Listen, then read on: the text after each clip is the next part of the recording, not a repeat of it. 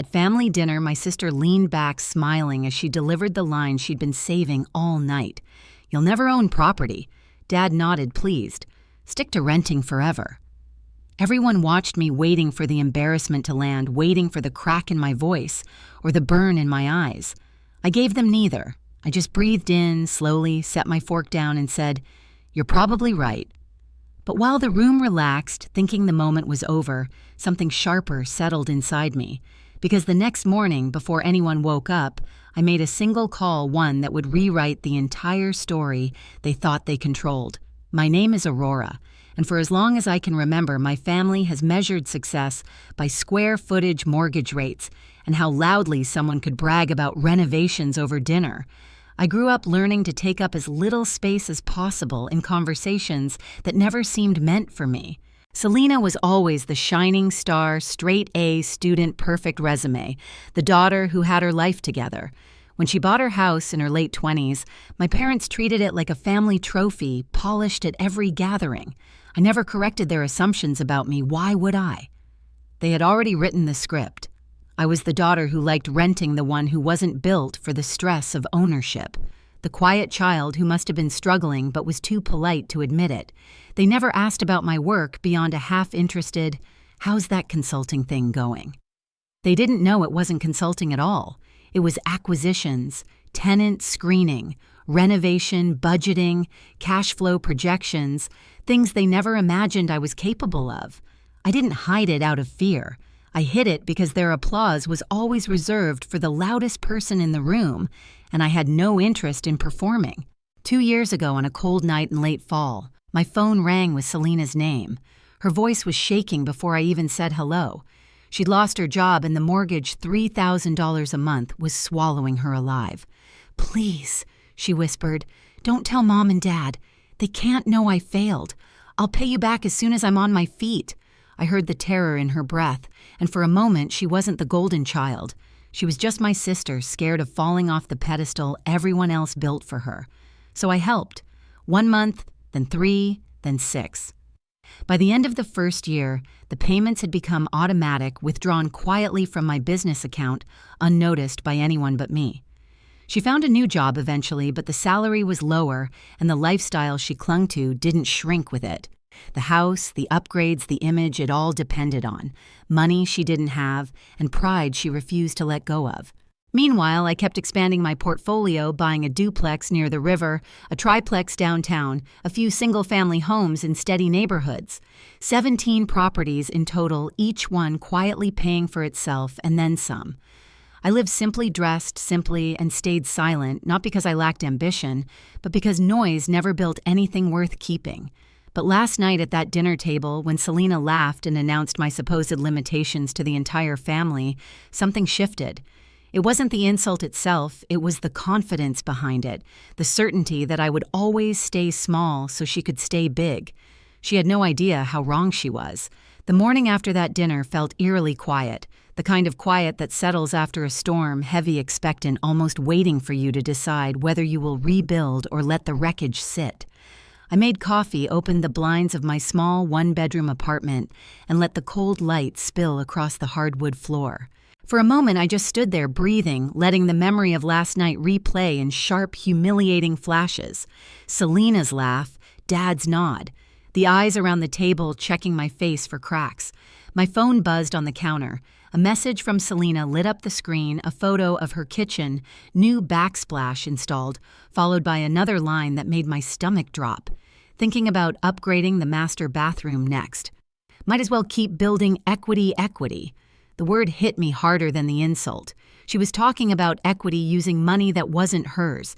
Money I had been quietly transferring every month for 2 years. Money she used to polish a life built on a crumbling foundation.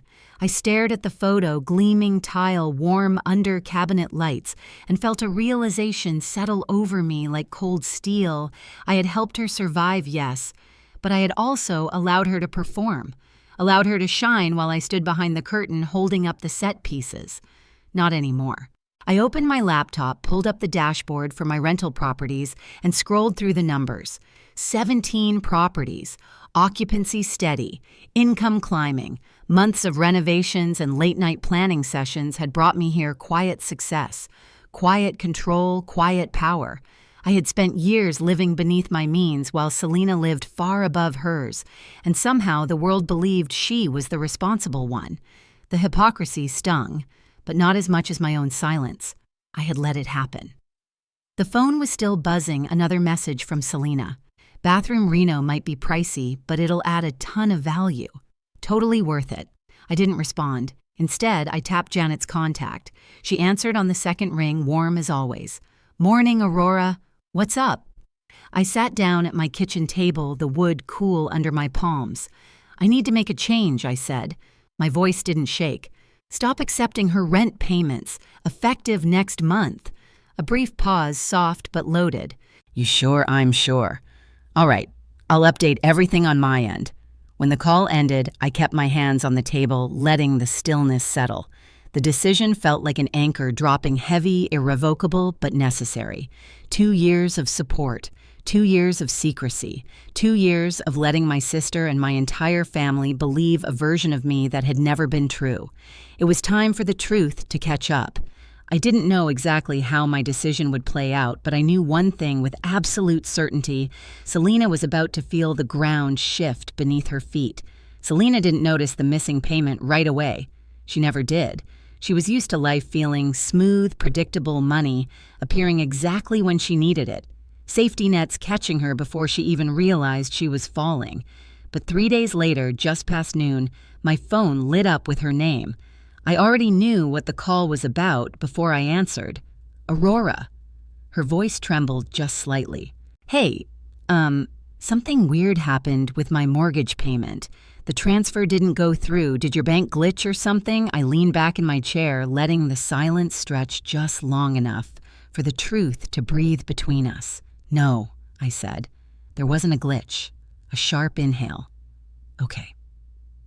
So, is it delayed? Should I expect it tonight or tomorrow?" "No, it's not coming."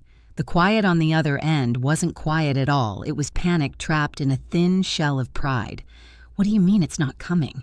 she whispered. "I've supported you for 2 years," I said evenly. 24 months of payments. That ends now." Her composure cracked immediately. "Aurora, you can't do this. I can't afford the full mortgage right now. I told you I just needed a little more time. You said that a year ago. That was different." Her voice spiked, then wavered. "I'm getting a promotion soon, and the bathroom renovation will raise the property value. I just need you to be patient." "Patient." The word tasted bitter. "Selena," I said quietly, "I'm done keeping you afloat while you pretend you're standing on your own." There was a small, furious exhale, half disbelief, half disgust. "So what, you're punishing me because of what I said at dinner? You're being dramatic. You know I didn't mean it like that. You meant every word." She went silent again. The truth had nowhere to hide. "But why now?" she finally asked, voice cracking. "Why would you choose right now to pull the rug out from under me? Because last night, for the first time, I saw the situation clearly." My silence had turned into permission, my support had turned into entitlement, and my care had turned into a shield she hid behind while laughing at me across a dinner table. But I didn't say any of that. I simply answered, "Because it's time." Selena's breathing grew uneven. I can't lose the house, Aurora. I'll fall apart if they find out I couldn't keep up." "Mom and Dad will." "This is your responsibility," I interrupted softly. "Not mine." She began pleading, then fast, messy, emotional. Promises to cut spending, to find higher-paying work to pay me back someday. They all sounded painfully familiar, recycled from 2 years of delays. "I'm not your solution anymore," I said. "You need to figure out what living within your means actually looks like." For a long moment, neither of us spoke. Then she hung up without saying goodbye. 2 hours later, a new text appeared on my screen. "I'm calling a family meeting. Tonight." The words glowed like a warning, but I didn't feel fear. I felt the truth taking its first full breath. The living room looked smaller than usual when I walked in that night, as if the walls themselves were bracing for what was coming. Mom sat on the sofa, wringing her hands. Dad stood near the window, stiff-backed jaw set tight. Uncle Mason hovered by the doorway like he wanted a front-row seat to the spectacle. And Selena, she stood in the center of the room, eyes red, makeup smudged, trying to look composed but failing at every breath. She didn't wait for me to sit. "Tell them," she said, voice thin and sharp. Mom frowned. "Tell us what." Selena swallowed hard, her throat bobbing. "I can't afford my house payments." Mom blinked, confused. Dad's eyebrows twitched, not quite disbelief, but not far from it either. "I didn't say a word." Selena continued, voice cracking. "I haven't been able to for 2 years." A long silence. Then Mason coughed. 2 years.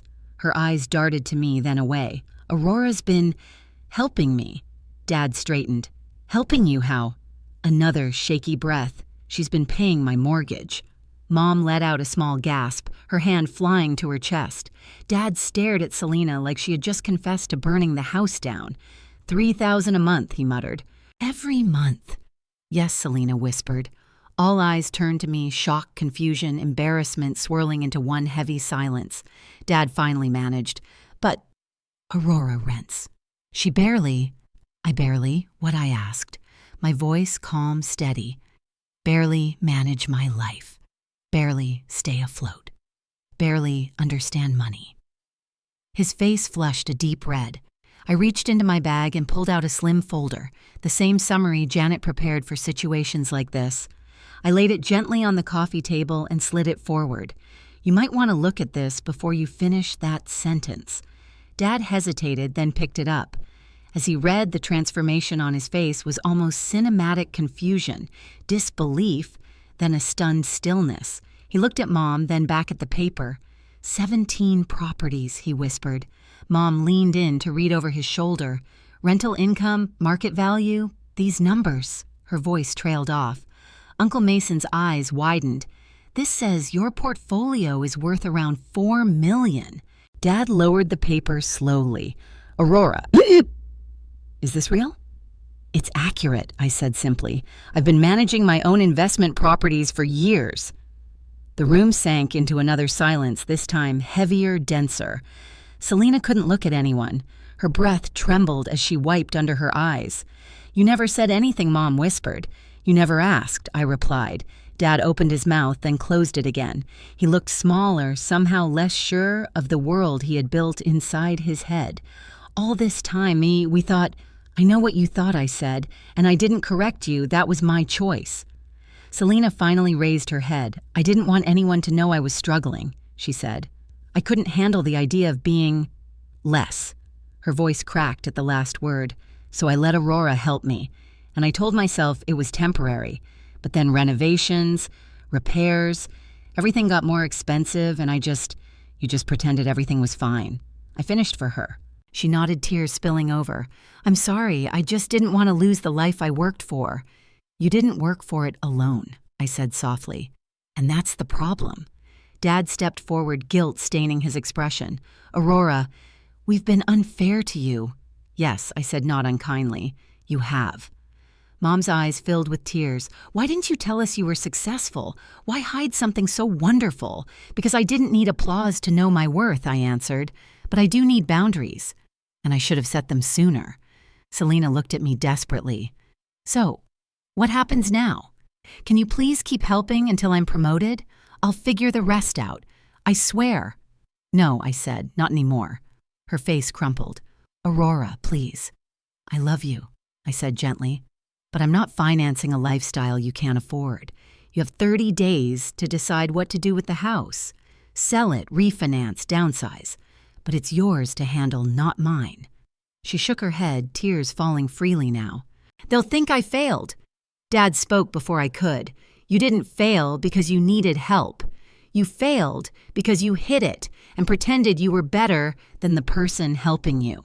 Selena flinched as if the words hit her physically. Mom moved closer, placing a hand on her arm. "Sweetheart, you don't have to impress us. You just have to be honest." "But I wasn't," Selena whispered. "Not for 2 years. And now," I said, gently, "you get to be." The room softened even in its tension. The truth had rewired everything, every assumption, every judgment, every pedestal. For the first time in years, no one was pretending. Dad looked at me, voice quieter than I'd ever heard it. "Aurora, I owe you an apology, a real one. I know I said, but we can get there. Slowly." Selena wiped her face, breathing shakily. "I never meant to hurt you. I know I said, but you did, and now we fix it by being real. All of us." Nobody moved for a long time. The air felt different, lighter, in some places heavier in others, but it was honest. And for the first time, that was enough. 30 days passed faster than any of us expected. Selena tried everything: budget sheets, side gigs, late-night job applications, but the numbers never aligned with the life she'd built on borrowed stability. When the house went on the market, she cried quietly while packing boxes, the kind of tears that come not from losing a home, but from facing truth without a shield. I helped her move, not with money, but with my hands carrying lamps, taping boxes, loading her car. She apologized again between breaths, softer this time, real. "I thought selling meant I failed," she said as we stood in her empty living room. "But maybe failing was pretending I didn't need help. It's not failure," I told her. "It's alignment. Your life matches your income now. That's stability." Her new condo was smaller, simpler, but peaceful, in a way her old house never was. No crushing payments, no silent panic, no performance. My parents changed too. Dad started asking my opinion about refinancing their retirement cabin. Mom texted me articles about real estate trends, proud in a quieter way, no spotlight, just curiosity. Sunday dinners felt different, fewer comparisons, more conversation. For once, no one bragged or judged. They simply talked. Selena began rebuilding her finances one honest step at a time. Our relationship, stripped of secrets and expectations, finally felt like sisterhood instead of obligation. And me, I felt lighter, like I had reclaimed space I didn't realize I'd given up. Looking back, I realized the real victory wasn't exposing the truth. It was learning that boundaries aren't walls, they're protection.